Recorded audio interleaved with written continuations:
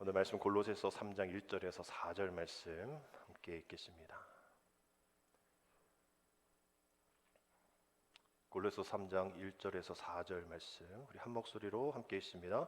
그러므로 너희가 그리스도와 함께 다시 살리심을 받았으면 위의 것을 찾으라. 거기는 그리스도께서 하나님 우편에 앉아 계시느니라. 위의 것을 생각하고 땅의 것을 생각하지 말라. 이는 너희가 죽었고 너희의 생명이 그리스도와 함께 하나님 안에 감춰졌음이라. 우리 생명이신 그리스도께서 나타나실 그때에 너희도 그와 함께 영광 중에 나타나리라. 아멘. 할렐루야. 오늘 3월의 이제 마지막 날이자 우리 부활절, 우리 첫 주, 우리 부활주일입니다. 이제 추운 날씨도 이제 지나가고 히터 꺼줘도 될 것 같은데, 그죠? 이제 따뜻한 이제 봄 날씨가 되어지는 그런 상황 속에 있습니다. 우리 이 부활절 있고 또 부활주일이 있는데 우리가 조금 헷갈려 하실 수 있어요. 그리고 부활절은 우리가 사순절처럼 이 부활절기가 있습니다. 언제까지일까요? 사순절은 시작했고 끝났고 이제 부활절은 우리 성령 강림절 5월 18일인데 성령 강림절 전까지 이 예수님께서 부활하시고 바로 승천하신 게 아니라 이 땅에서 40여일간 제자들과 함께 그 부활을 증거하셨잖아요.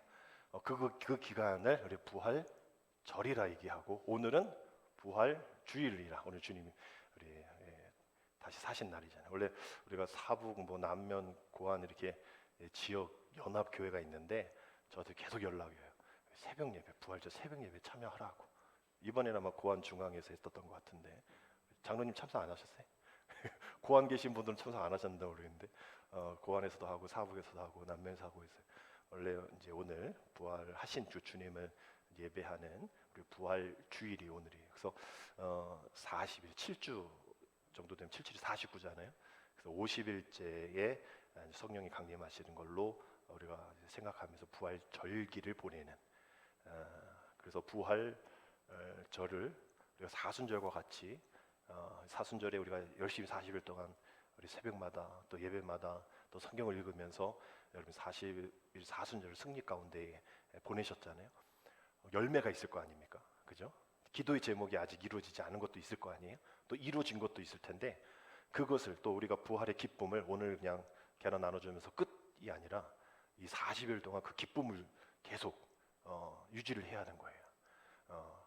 그래서 우리가 이 사순절 동안 맺은 열매를 또 계속 증거해야 되고 또 확인해야 되고 아직 더 드리지 못한 기도의 제목들 더 아직 응답받지 못하는 그 기도의 제목들을 더 사모하면서 주님이 그냥 안 올라가셨다니까요. 우리와 더 있고 싶으셔가지고 우리와 더 그 귀한 사명을 더 감당하시고 싶으셔서 40여일 동안 이 땅에 남으셔서 그리하지 않으셔도 됨에도 불구하고 오해하고 또 잘못된 길로 가고 있는 또 엠마오로 가는 그 제자들을 만나 주시면서 옳은 길로 얘네들 어떡하지? 이제 내가 못 봐줄 텐데. 그래서 이제 우리 성령님을 우리 선물로 주신 그날까지를 우리가 부활절로 우리가 생각하면 됩니다. 그래서 우리가 이 부활의 절기에 있는 오늘 부활주에 사망 권세 이기시고 우리를 위해서 이 땅 가운데 오셔서 다시 오실 그 주님을 또 기뻐하는 또 영광으로 축제하는 오늘 이제 부활주일입니다. 우리 옆에 계신 분들과 이렇게 인사하기를 원하는데요. 살아계신 예수님을 만나는 부활주일이 됩시다. 이렇게 인사하겠습니다. 살아계신 예수님을 만나는 부활주일이 됩시다. 우리 부활이라는 사전적인 정의가 이렇게 되어 있어요. 쇠퇴한 것이나 없어진 것이 다시 성하게 일어난다라는 뜻이에요. 우리 이 부활이라는 단어는 이 세상에서도 많이 사용하죠. 유명한 뮤지션도 있고요. 금요일부터 시작하는 7인의 부활 이런 거 드라마도 나오는데 이 부활이라는 것이 익숙합니다. 친숙해요. 왜냐하면 우리가 패자부활전 이런 단어를 쓸 때 난 다 끝난 줄 알았는데 패자부활전 합니다. 다시 오세요 이러면 다시 리셋되는 거잖아요. 분명히 어저께 졌는데 다시 그 기회를 제공받는 그런 거라 세상에서 이 부활은 이렇게 좋은 의미로 사용이 되어집니다. 여기 있는 그 아까 그 부활이라는 이 단어가 다시 살아난다, 다시 일어난다, 다시 이전과 같은 완성이 되어지는 그런 모습으로 일어난다라는 뜻이기 때문인 것이죠. 그래서 결국은 이 부활이 세상 속에서는 자기 자신의 어떤 이익을 위한 것에 이제 사용되어지는 단어인데 우리 기독교에서는 부활은 이제 그 정도로는 안 되는 거예요. 왜냐하면 기독교의 큰 이제 두 가지의 큰 핵심 주제가 창조하고 이 부활이기 때문입니다. 우리 하나님께서 이 땅을 너무나 사랑하셔서 우리 인간을 만드시고 모든 것을 만드시 다 우리에게 주셨잖아요. 근데 주시고 끝이 아니라 그것을 관계를 맺으시고 좋을 때 관계가 끝이 아니라 안 좋을 때도 관계에 맺히는 것을 보여주시기 위해서 죄된 우리 십자가에 우리가 달려 돌아가야 할 우리를 대신하여서 사랑하는 아들을 보내주신 이것도 창조거든요. 그러지 않으셔도 되어지는 그 일들을 이루시는 그래서 이 창조와 이 부활이라는 것이 우리 기독교에 없어서는 안 돼. 아주 중요한 그 뭐 그냥 나를 내가 살아났다 내가 다시 졌다 다시 경기 임한다 이 정도가 아니라 우리 기독교의 핵심 지금 2024년까지 이어지고 오고 있는 이 기독교의 핵심 주제가 바로 창조와 이 부활이라는 것이죠. 그래서 오늘 이 부활절은 또 이 부활주일은 아주 중요한 날입니다. 그래서 우리가 그냥 부활이 뭐예요? 라고 얘기하면 주님이 다시 사신 날이요. 이렇게까지 얘기하면 세 개 중에 하나만 얘기하시는 거예요. 왜냐하면 이 부활이라는 것은 이 삼각형을 이루는 이 트라이앵글로 보면 우리가 과거에 주님이 오늘 2020여 년 전에 다시 살아나신 과거의 부활이고 이제 주님이 이제 승천하시고 우리에게 선물로 성령 주셔서 이제 너희도 이제 부활할 거야라고 얘기해. 우리가 죽으면 끝이 아니잖아요. 그래서 우리 죽음 이후에 부활이 있잖아요. 주님이 사신 것처럼 나도 산다라는 그 부활 개념이 있죠. 그래서 이 미래라는 이 부활이 있는데 그 나머지 하나는 뭐냐? 뭐 과거와 미래 나왔으니까 뭐가 나와야 돼요? 현재가 나와야 되네요. 현재의 부활이 있는 거예요. 그래서 과거의 부활도 중요하고 이 미래의 부활도 중요하고 거기에 이게 기우뚱되지 않게 이 현재의 이 부활이 이 삼각형을 쫙 이루어서 든든한 기독교의 어떤 핵심 교리로 삼고 있는 겁니다. 그래서 부활이 뭐예요?라고 얘기하면 과거만 얘기하면 안 되는 거예요. 주님이 죽었다 살아나신 날이요. 그럼 그냥 하나만 얘기하는 거고 앞으로 우리가 부활을 육신의 장막을 벗은 후에 아버지 본향집을 갔을 때 살아남에 대한 이 미래의 부활을 얘기할 때도 두 개만 얘기한 거예요. 그러니까 하나를 더 얘기해 완벽한 이 삼각형을 만들 때에 이 지금 내가 살아감에 있어서 이 부활에 대한 이야기를 해야 합니다. 그래서 이 책이 하나 있는데 유진 피터스 목사님 자주 소개하죠. 유진 피터스 목사님이 이 책을 썼는데 제목이 뭐예요? 부활을 살라. 요 트라이앵글 요쪽에 있는 현재 부활에 대한 가장 핵심적인 단어가 부활을 살라. 현재에 대한 이야기를 하는 거예요. 과거에, 미래에, 또 현재에 이 부활이 잘 완성이 되어지는 삶을 살아라라는 이야기입니다. 근데 이것을 살 때는 혼자 되냐? 안 된다는 거예요. 성부, 성자, 성령 하나님이 우리와 함께 하시듯이 그 역할은 다르지만 한 하나님으로서 우리와 함께 하셔야만 이 일들을 가능한데 이 일들을 가능하게 되어야 할 성도가 되어야 하고 성도가 다른 게 아니라는 거예요. 성도가 그냥 뭐 집사 밑에가 성도가 아니라 직분의 이름이 아니라 우린 거룩한 성도인데 진리를 따르는 사람들인데 무슨 진리냐니까 그 부활을 믿는 성도가 되어야 돼요. 혼자는 안 된다는 거예요. 성부 성자 하나님 성부 성자 성령 하나님이 도와주셔야 내가 성도가 되어지는데 그 성도가 되어질 때 혼자 성도가 되어지느냐? 아니라는 거예요. 그 부활을 믿는 그 공동체 안에서 즉 교회 안에서 그 부활의 그 믿음을 가진 성도들의 모임 가운데에서 그 성도가 되어지는다. 그래서 우리는 그 부활의 공동체 안에서 그 부활을 살아가는 일이 이렇게 중요하다라고 얘기하는 거예요. 근데 나는 혼자 할 수 있어요라고 얘기하는 그거는 마치 난 그냥 뭐 학교 안 다녀서 내가 혼자 대학 갈 수 있어요. 뭐 그럴 수 있는 머리가 있으면 괜찮겠지만 우리는 학교를 가야 돼요. 너 돈을 벌고 싶은데 뭐 아무것도 안 하고 가만히 있어서 뭐 아이디어가 생겨서 뭐 벤처기업 하면야 되겠지만 우리 돈을 벌려면 어딘가를 가야 돼요. 가서 일을 해야 돼요. 땀 흘려야 돼요. 그러지 않고서 돈을 벌 수가 없고 그렇지 않고서는 배움을 얻을 수가 없는 거. 성도가 되었는데 믿음으로 그 신앙 공동체에서의 활동들을 하지 않는다? 그거는 성도가 될 수 없는 거죠.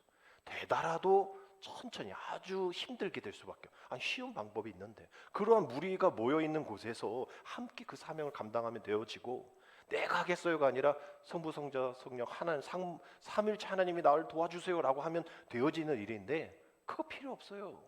내가 혼자 알아서 할게요. 알아서 될까요? 안 될 일이라는 거예요. 그래서 부활을 사는 이 일들이 그만큼 중요하다는 거예요.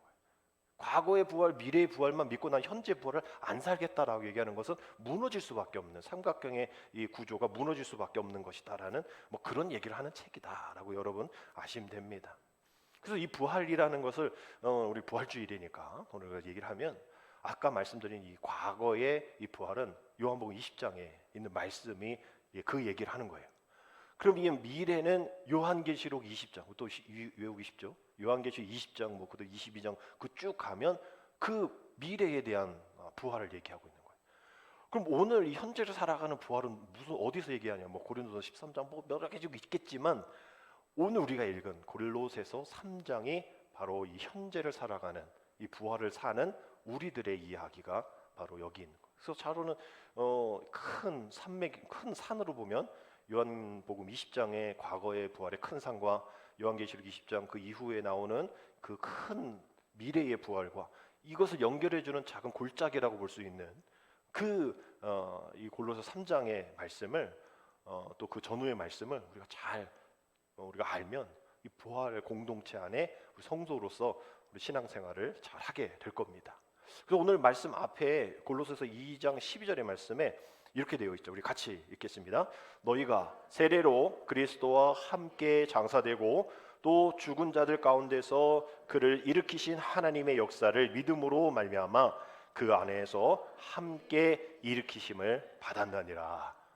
딱 분위기가 부활에 대한 이야기를 하고 있잖아요. 예수님께서 우리와 함께 장사가 되었다는 거예요. 아까 그 부활을 살라라는 게 그냥 주님의 부활이 끝이 아니라 우리가 그 부활 가운데 함께 장사가 되어지고 일으키시고 그 안에서 함께 그 일으킴을 받았다라는 것을 이야기하고 있는 말씀입니다. 이 이야기는 우리가 이미 살리심을 받았다라는 것을 전제하는 그러한 이야기인 것이죠. 그래서 이러한 바울이 우리의 삶의 신앙의 성도의 이 첫 단계는 이 부활 신앙이라는 거예요. 이 부활 신앙이 예수님께만 일어나는 일이 아니고 앞으로만 일어나는 일이 아니라 지금 우리가 이 부활의 일들을 경험하면서 일으킴으로 여기 함께라는 단어가 중요하다 얘기했죠. 이 함께하는 공동체 안에서 이 함께하는 일들이 아주 중요하게 그리스도와 함께 다시 살리심을 받은 우리들에 대한 이야기를 오늘 하고 있는 겁니다. 따라서 우리가 이 부활 신앙을 통해서 무엇을 해야 할지 무엇을 하지 말아야 될지 어떻게 이것을 이어나가야 될지 이렇게 하지 말아야 될지에 대한 이야기를 오늘 우리가 함께 나눌 텐데 오늘 우리가 읽은 이 1절의 말씀을 영어 성경의 버전에서 보면요 의문문으로 되어 있습니다. 이렇게 되어 있어요. 여러분은 그리스도와 함께 다시 살리심을 받지 않았습니까? 이 이야기는 이미 우리는 알고 있는 거예요. 우리 다시 주님의 은혜 가운데에 함께 그리스도와 함께 십자가에 못 박혔고 그리스도와 함께 십자가에서 구원을 받았고 하나님께서 다시 예수님을 부활시켰듯이 우리도 그 부활하심을 다시 살려주심을 우리는 이미 알고 있다는 거예요. 근데 우리는 그것을 모른 척하고 있는 거죠. 받았음에도 안 받은 척하는 거예요. 왜? 그 받으면 힘들어요. 그 부활신앙으로 사는 게 귀찮고 또 그렇게 살아가는 것을 알면서도 우리가 그걸 살아가는 게 너무나 번거로운 일이에요. 그래서 우리가 이렇게 왜 그럴까 보면 우리가 세상에서도 역시 마찬가지잖아요. 알고 지은 범죄와 모르고 지은 범죄, 또 묻지마 폭행과 또 그 준비하고 계획해서 저지른 범죄가 죄의 그 형량이 다르잖아요.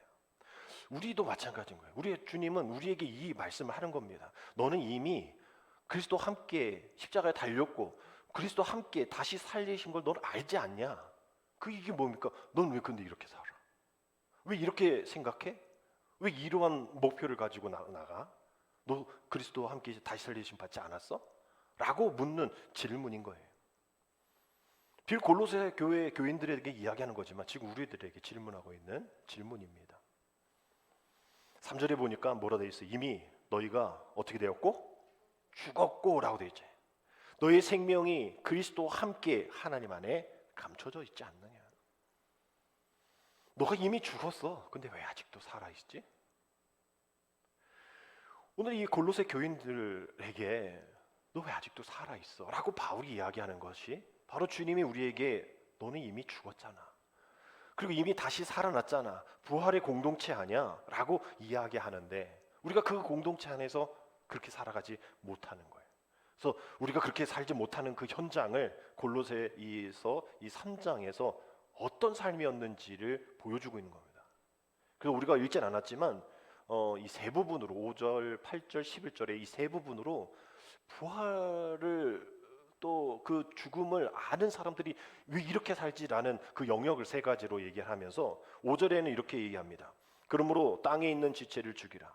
곧 음란과 부정과 사욕과 악한 정욕과 탐심이니 탐심은 우상 숭배니라. 그 첫 번째는 이 다섯 가지 행동을 얘기하고 있는 거예요. 이런 행동은 부활의 신앙을 가지고 있는 현재를 부활을 사는 사람들의 행동이 아니야라고 얘기하는 거예요. 다섯 가지 행동들. 음행, 더러움, 정욕, 악한 욕망, 탐욕. 그래서 이제 두 번째 목록은 다섯 가지 감정이 나옵니다. 8절에 보면 이제는 너희가 이 모든 것을 벗어버리라.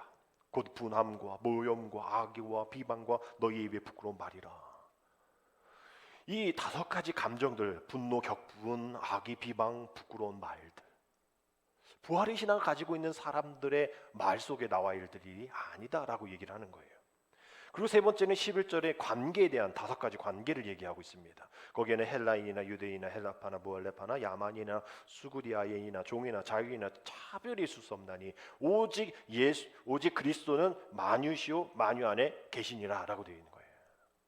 너희들이 이러한 행동들, 또 이러한 말들, 또 이런 관계, 이런 건 안 된다는 거죠. 그러한 모습 속에서 부활을 회복시켜야 할 그러한 항목들이 감정, 행동, 관계 이런 것들이 다시 한번 새로워지지 않고 이것을 다 벗어버리고 다시 하나님의 은혜 안에 부활로 살아가지 않으면 안 된다는 거예요.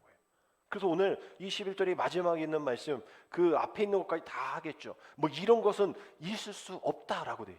이런 것들, 이런 말, 이런 행동, 이런 관계 뭐 저 사람 때문에 그렇고 뭐 이런 뭐 생각 이런 소문 뭐 이러한 말 이런 때문에 내가 믿음 생활할 수 없어 이런 얘기 하지 말고 이런 것이 있을 수 없나니 오직 예수. 그 뒤에 만유시오 뭐 주계시 오직 예수라는 거예요.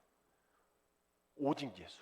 이런 게 아니라 오직 예수. 따라합시다. 오직 예수. 오직 예수. 앞에 있는 다섯 가지의 행동들, 말들, 관계 이게 아니라 오직 예수. 만유의 주, 만유 안에 계신 오직 예수. 그걸로 살아가는 거예요. 그래서 우리 여기 가로 안에 여러분들의 모든 것을 한번 집어넣어 보십시오. 부활의 삶을 살지 못하게 방해하는 벌써 15개잖아요. 3개씩 5개니까. 이런 관계, 말, 행동들 다 집어넣어 보세요. 그리고 이게 있을 수 없나니 오직 예수. 그래서 10절에 이렇게 고백하잖아요. 우리 같이 읽겠습니다.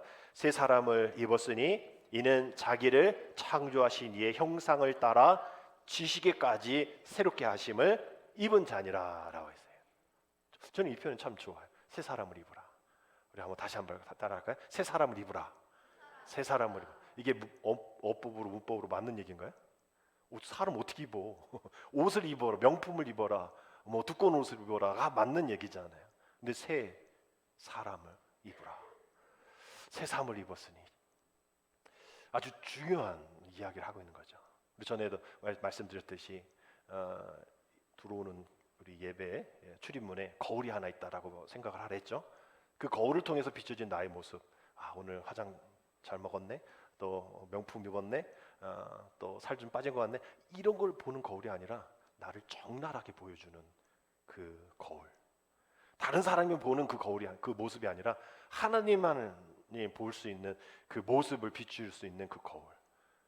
그 거울을 지나갈 때에 다른 사람 내 옷을 보겠지만 나는 내 안에 있는 더러움, 내 안에 있는 욕심, 아까 그 5가지들 3개씩 15개가 싹 보여지는 그것.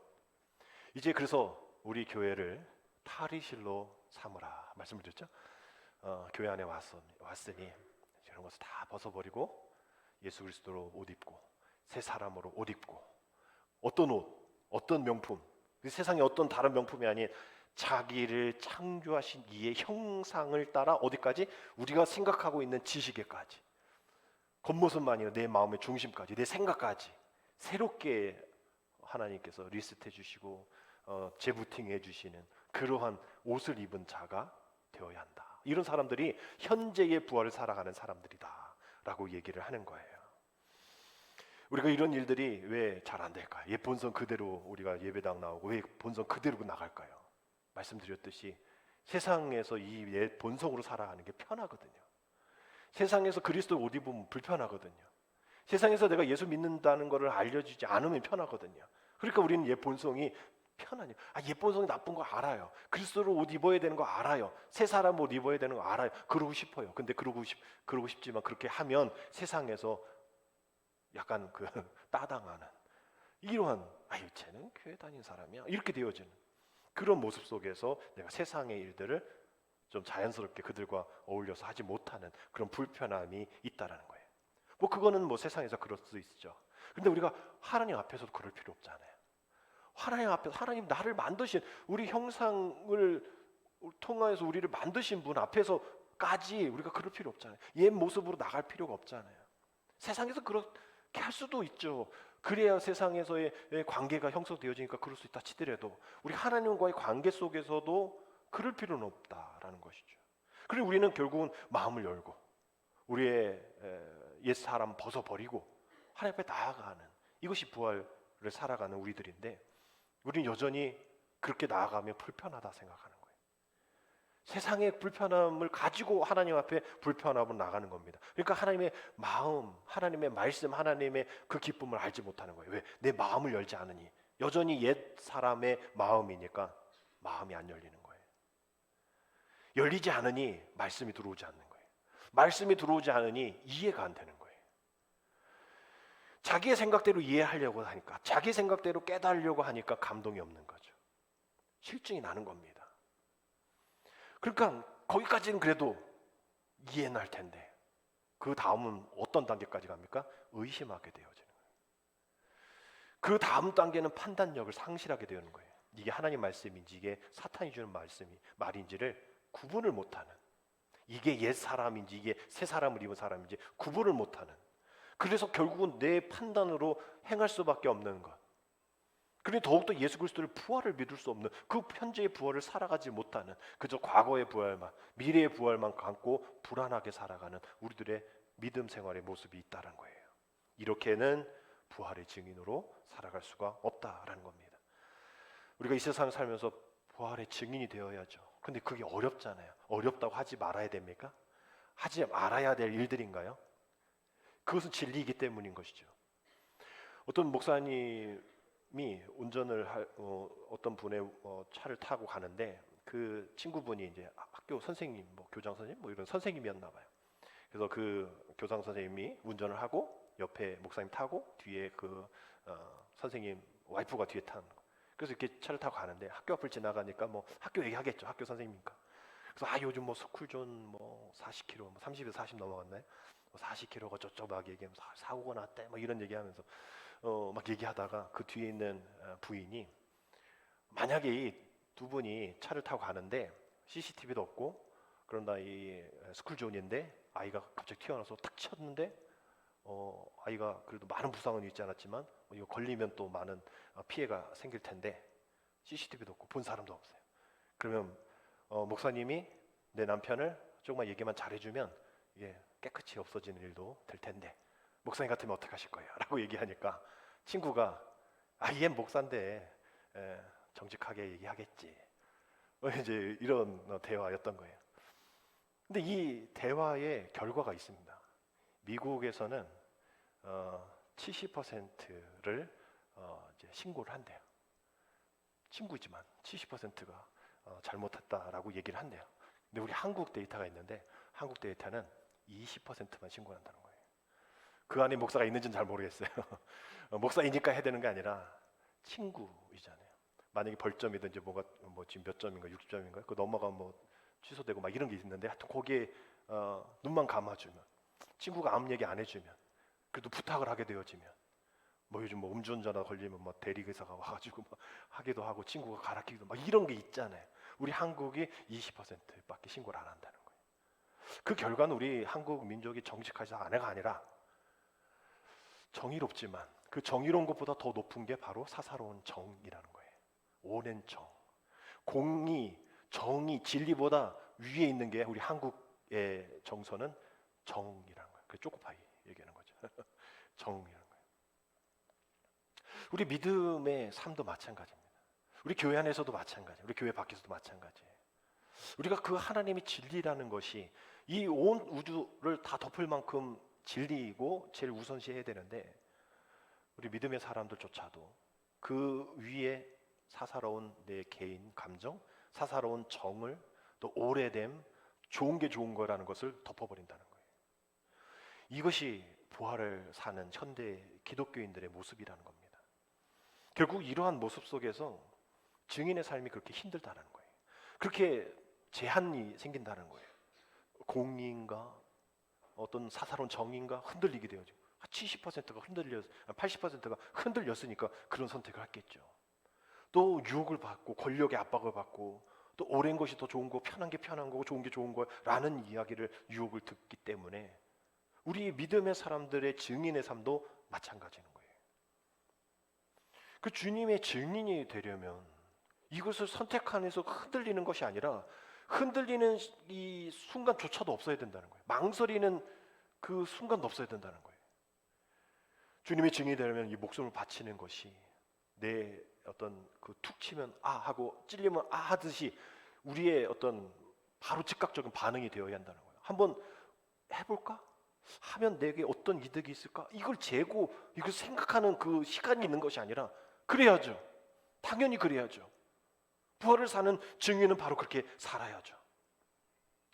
요한복음 20장 아까 그 과거의 부활에 대한 얘기 18절에 막달라 마리아가 가서 제자들에게 내가 주를 보았다 하고 또 주께서 자기에게 이렇게 말씀하셨다 이르니라. 제자들이 지금 숨어 있잖아요. 또 마리아도 그걸 할까 말까 하면 또 나도 같은 부류로 갈 때 이를 생각하지 않아요. 왜? 봤으니까. 증인은 본 것을 그대로 그들이 믿든 믿지 않든 그대로 전하는 게 증인입니다. 제자들이 믿든 안 믿든 지금 숨어 있는 이들에게 사실을 알려야 되는 거예요. 부활인 예수님을 직접 뵈니까 말을 할 수 그냥 감춰둘 수가 없는 거예요. 너무 기쁜 거예요.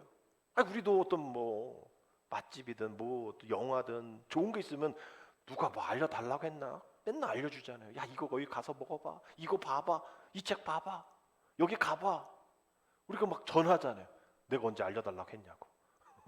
제가 기쁘니까 즐거우니까 막 알려주는 거예요. 또 자기 자식 자랑 막 하잖아요. 누가 네 자식 자랑하라고 그래. 누가 뭐라고 했어? 근데 막 얘기하잖아요. 왜? 기쁘고 즐거우니까 이걸 주체할 수 없어서. 왜 우리가 부활의 증인으로 살아가기가 어려울까요? 내 안에 예수 그리스도를 만난 흔적이 없는 거예요.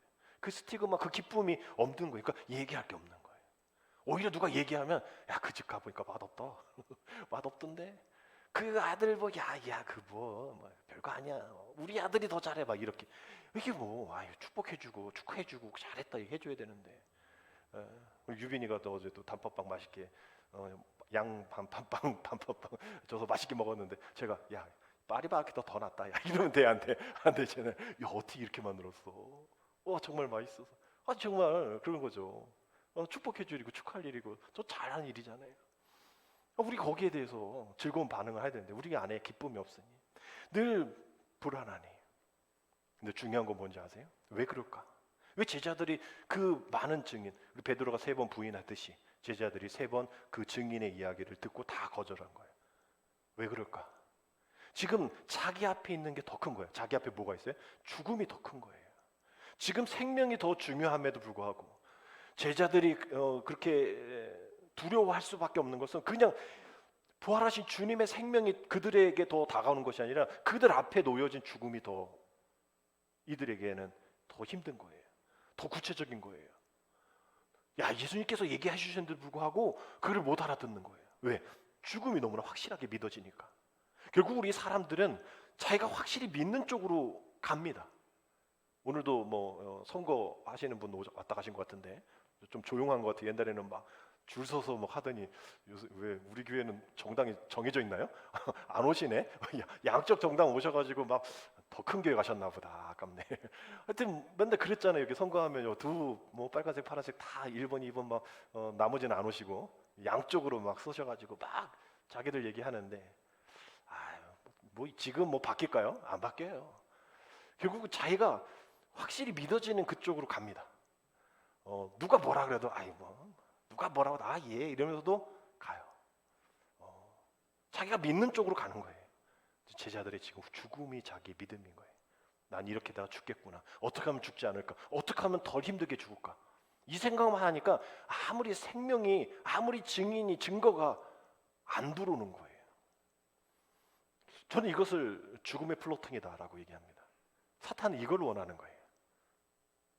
너 이제 곧 죽어. 너 안 돼. 넌 해봐야 소용없어. 사탄이 계속 우리한테 플로팅하는 거예요. 결국은 내가 이거 아니야라고 얘기하지 못할 정도로 그래 맞아. 그래 나는 그렇지. 처음엔 내가 거부했지만 계속 그런 죽음의 플로팅이 내게 쌓이니까 내가 아니라고 몸부림쳐도 그 죽음에 압도당한 거예요. 우울증 우리가 볼 때 즐겁게 살면 되지. 근데 안 된다고 얘기하잖아요. 그 경험자들이. 아닌 거예요. 자살하는 분도 야, 너 그러한 자살할 힘으로 살아봐. 안 된대 그들은. 너무나 이게 압도당하니까. 그 얘기가 안 들어오는 거예요. 맞는 얘기인 거 알죠. 근데 안 되는 거예요. 왜? 죽음의 플로팅 가운데. 그 압력 가운데 이게 헤어나올 수 없으니까 말이죠. 우리도 다분히 사탄에게 죽음의 플로팅 당할 수 있는 사람들입니다. 그래서 부활을 사는 것이 죽음에 신경 쓰는 것보다 생명으로 살아가는 것이 중요한 거예요. 그래서 저는 여러분들에게 이런 생명의 이야기를 하라는 거예요. 나가서도 여기 안에서도 생명을 얘기해야 우리가 생명의 믿음으로 가는 거예요. 이것도 안 돼, 저것도 안 돼, 이건 문제, 저건 문제, 그 죽음의 문제만 얘기하지 마시고 우리가 생명에 대한 긍정의 얘기, 죽음의 얘기도 할 수도 있죠. 부정의 얘기도 할 수 있다면 그거 10배는 긍정의 얘기를 하셔야 돼요. 근데 긍정의 얘기도 하지 않으면서 부정의 얘기만 한다? 죽음의 플로팅 가운데의 사탄이 전략이 효과적으로 발휘하고 있는 그러한 현상임을 여러분 기억하셔야 됩니다. 그래서 우리가 이러한 신앙 고백을 우리가 가지고 있어야 돼요. 요한계시록 20장 21절 21절에 보면 이 말씀을 하시고 손과 옆구리를 보이시니 제자들이 주를 어떻게 하고 보고 뭐하였더라? 기뻐하였더라. 또 예수께서 이르시되 너에게 평강이 있을지어다. 아버지께서 나를 보내신 것 같이 나도 너희를 보내노라. 배우고 듣고 본 바를 행하면 어떻게 된다고 마지막에 그리스도의 평강이 우리에게 있다라. 그 말씀과 같은 말씀이잖아요. 우리가 봐야 되는 거예요. 주님의 살아계심을 봐야 되는 거고 생명을 봐야 되는 거예요. 그래야 우리가 기뻐할 수 있는 겁니다. 안 보고 안 듣고 그거에 대해서 그렇게 안 살면 우리가 그것을 행할 수 없어요. 기뻐할 수가 없어요. 평강이 있을 수 없습니다. 막달라 마리아도, 엠마오로 가는 제자들도, 죽음의 세상을 피해 숨어있는 제자들도, 그리고 먼 훗날 믿음의 사람들을 핍박했던 바울도 예수를 보니까, 예수를 만나니까, 그것을 체험하니까 바뀌었잖아요. 결국 부활을 사는 우리들은 그 주님을 만나는 체험으로 슬픔이 바뀌어서 기쁨으로, 낙심이 바뀌어 소망으로, 두려움이 변하여서 담대함으로, 우리의 무지가 변하여서 그리스도를 아는 지식에 이르는까지 우리가 자라나는, 그래서 거짓 뉴스와 참 진리의 말씀을 제대로 분간할 수 있는 그런 지혜로 우리가 정확하게 살아야 되는 거예요. 세상 우리에게 이 거짓 플로팅을 또 하는 게 뭐냐면 교회는 이제 끝이다. 이제 교회 나갈 필요 없어. 교회는 이제 우리의 희망 아니야 라고 얘기하는 그 플로팅이 바로 그 당시 예수가 패배했다라는 거예요. 뭔가 할 것 같더만 뭔가 이 나라를 어떻게 할 것 같더만 죽었네. 우리는 죽으면 끝이잖아요. 죽으면 다 포기하잖아요. 더 할 수 없으니. 우리가 죽음으로 집중하는 사람은 모든 것이 다 끝이에요. 죽음은. 그래서 세상은 그렇게 얘기하는 겁니다. 예수가 패했다. 그러나 우리는 믿음으로 부활의 신앙을 사는 사람들의 입술에서는 어떤 고백이 있어야 돼요? 예수가 죽음을 패배시켰다. 따라합시다. 예수가 죽음을 패배시켰다. 여러분, 우리가 예수가 패배했다라는 플로팅 계속 살게 되면 정말 그런 것 같아요. 교회에 희망이 없는 것 같아요. 나도 희망이 없는 것 같고 여기 앞에 있는 목사도 희망이 없는 것 같아요. 다 끝난 것 같아요. 그러나 우리가 그렇게 죽음을 바라보면 모든 것이 다 죽음으로밖에 해석이 안 돼요. 그러나 우리가 생명으로 해석을 하면, 또 죽음 권세 이기시고 부활하신 주님의 마음으로 우리가 주님의 은혜로 바라보면 무엇이 패배했는지가 보이는 거예요. 예수가 패배했던 것이 아니라 죽음이 패배했다는 거죠. 그리고 생명이 살아난 겁니다.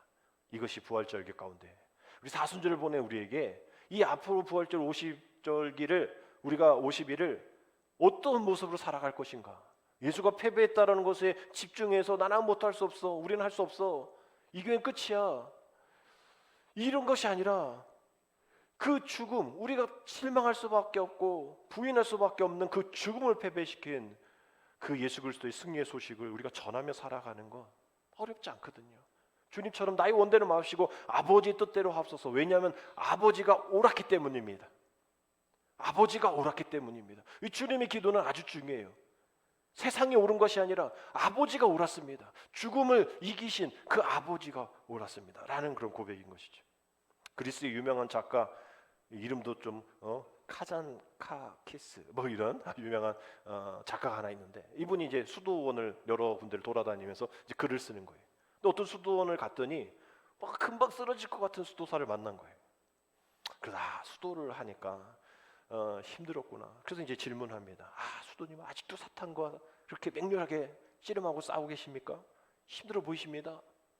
그래서 이제 수도사가 좀 이상한 눈으로, 저는 사탄과 싸움 벌써 끝났는데요? 이렇게 얘기하는 거예요. 근데 왜 이렇게 누가 싸우길래 이렇게 힘들어요? 그래서 약간 불교적인 생각 가지고 나와 싸우고, 내 자신과 싸우고 있습니다, 이런 얘기를 들었더니 이 수도사가 그렇게 대답합니다. 하나님과 싸우지요. 하나님과 싸우지요. 그것도 깜짝 놀라는. 그래서 질문합니다. 하나님과 싸운다고요? 아니, 하나님을 이길 수 있다고 생각하십니까? 그러자 그 수도사가 얘기하는 거예요. 아니죠. 저는 하나님께 지려고 싸웁니다. 하나님과 지려고 싸웁니다. 근데 그게 이렇게 힘들어요. 그래서 내가 지금 기진맥진하는 겁니다. 하나님과 지려고 싸우는데 이게 쉽지가 않아요. 사탄하고 싸우는 거, 내 자신과 싸우는 거, 그건 쉬워요. 근데 하나님과 싸워서 내가 지려는 게 이게 힘들어요. 하나님께 지는 게 힘든 이유가 무엇일까? 그것은 우리가 하나님께 지고 싶지 않기 때문인 거죠. 하나님이 옳았습니다라고 인정하고 싶지 않았던 거예요. 말씀이 옳은 걸 알면서도 그 말씀대로 행하기 싫은 거예요. 유다가 실패한 것이 바로 그거죠. 유다의 생각이 있는 거예요. 자기의 생각. 그래서 그런 거 있죠. 컨설팅 회사, 이건 옛날 우스갯 얘기로 컨설팅 회사에 예수님의 제자를 올린 거예요. 당신 같으면 누굴 뽑겠냐? 그러더니 컨설팅 회사에서 이 12명을 다 조사를 했더니 베드로는 성질이 또 어떤 애는 세금 포탈이 좀 있어요. 얘네들 전체적으로 좀 무식한데요. 그래서 결국은 한 사람 뽑으려면 가룟 유다 가룟 유다 같은 사람? 이 사람은 여러분, 성경에 가룟 유다가 예수님 앞을 막았어요? 아무것도 없어요. 베드로는 말하다가 실수하죠. 제자들은 내 엄마가 어쩌고저쩌고 치맛바람 얘기하죠. 가룟 유다는 예수님 앞에 어떤 얘기도 하지 않았고요. 그거에 동조하지도 않았어요. 그래서 우리가 가룟 유다 나쁜 새끼 막 얘기하지만 사탄이 그 마음에 들어갔다 이런 거지만, 가룟 유다가 생각하고 있는 것이죠. 내 생각의 메시아는 이거야. 아무 말 안 한 거예요. 그러면서 마지막에 한번 치는 그런 거 있죠. 메시아 정도 이런 사람이 되는데 그래 한번 내가 끝까지 한번 참아보지, 기대해보지. 근데 결국은 그 기대에 못 미친 거죠. 메시아 정도면 좀 뭔가 군사적으로 쿠데타 일으키고, 메시아 정도면 자기가 앞장서서 뭘 해야지, 죽어. 그럼 우리는 어떻게 될 건데? 자기의 생각으로 가득 차 있는 거예요. 하나님께 지기 싫은 거예요. 예수께 지기로 해요. 예수 메시아 탈락. 자기가 벌써 다 결론을 내버린 거예요. 그 마음에 사탄이 들어간 거죠. 하나님을 예수님의 사역을 방해하지 않았어도, 내가 40년 30년 믿었어도 내가 생각하기에는 아니야 라고 얘기하면 그 안에 사탄이 들어갈 마음을 주는 거예요. 아무리 난 배신하지 않을 거예요 뭐 이래도, 실수했어도 다시 주님 앞에 오는 사람에게 사탄이 들어가지 않은데, 자기가 다 생각하고 하나님 앞에 지지 않으려는 사람이 결국 사탄의 도구가 되어진다라는 것. 이것이 뭐 가론주담하니까요, 우리 인간의 본성을 그대로 대표해주는 그러한 모습의 이 인물 아닌가요? 예수만 믿으면 좀 불안해. 내가 보기에는 더 믿음직스럽고 더 지혜롭고 또 뭔가 있을 텐데 라면서 우리 안에 선악과를 만들어 놓고 그걸 따먹고 있죠. 보암직하니까, 먹음직스러우니까 먹지 말라, 따지 말라라고 얘기한 것을 우리는 따먹으면서 살아가요. 주님의 말씀을 거역하면서 살아가고 있으면서 우리는 하나님의 은혜를 구하면서 살아가고 있습니다. 결국 그러한 모습 속에서 부활을 살아가는 일이 힘든 것이죠. 초대교회 성도들처럼 뭐 지금 우리가 사자밥이 될 일이 있어요. 또 끓는 물에 들어갈 튀겨서 죽는 그런 일들이 있어요. 우리 그런 것이 없어요. 그러나 우리의 마음이 너무나 변덕스러운 겁니다. 우리 장로님 기도하신 것처럼 정말 사사로운 곳에 우리가 정신이 팔려 있는 거예요. 큰 일이 있는데도 그 위에 다른 어떤 것을 얻는 거예요.